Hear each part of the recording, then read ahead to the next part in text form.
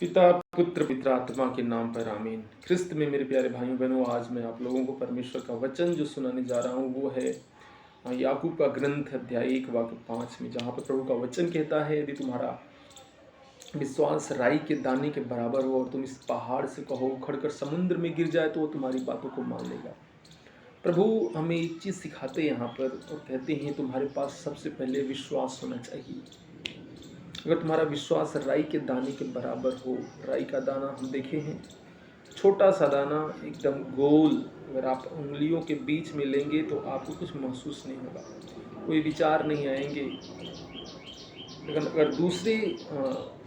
अगर आप पेड़ का बीज लेंगे तो आपको लगेगा कि ये पेड़ा है, मेढ़ा है, सब बहुत सारे के विचार आएंगे। लेकिन राई का दाना लेने से आपको कुछ भी अनुभव नहीं होगा। उसी प्रकार हमारा विश्वास भी राई के दाने के जैसा होना चाहिए। प्रभु कहता है कि तुम्हारा विश्वास राई के दाने के बराबर और तुम इस पहाड़ से कहो, अगर तुम इस पहाड़ से कहो या इस सहतूत के पेड़ से कहो उखड़ कर समुद्र में गिर जाए तो तुम्हारी बात को मान लेगा। यानी you should have first of all faith, first of all you should have faith and you have to speak the word of God.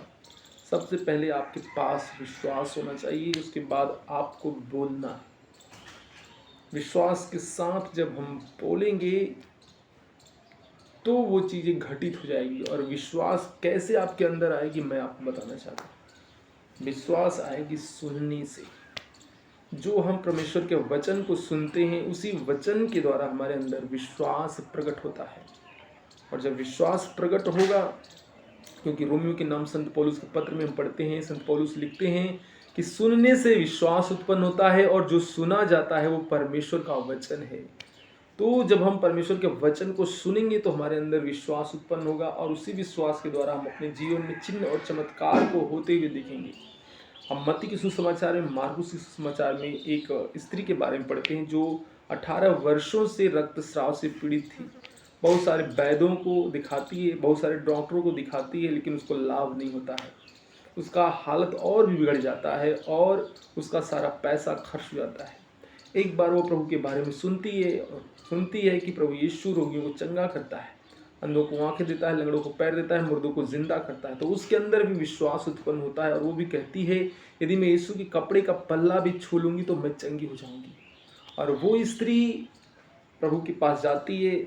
जब उसके पास जाती है तो देखती है कि भीड़ लगी हुई है और वो भीड़ को चीरते हुए जाती है और यीशु के कपड़े को छू लेती है। और जैसे ही यीशु के कपड़े को छूती है उसी समय वो चंगी हो जाती है। उसी समय उसका रोग दूर हो जाता है, उसका जो रक्त उसके शरीर से गिर रहा था वो बंद हो जाता है।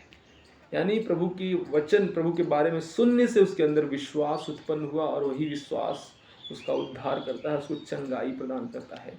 तो आज हम सबको विश्वास की ज़रूरत है। अगर आपके अंदर भी विश्वास है, आप जो भी कहेंगे वो आपके लिए हो जाएगा। सभी को जय यीशु।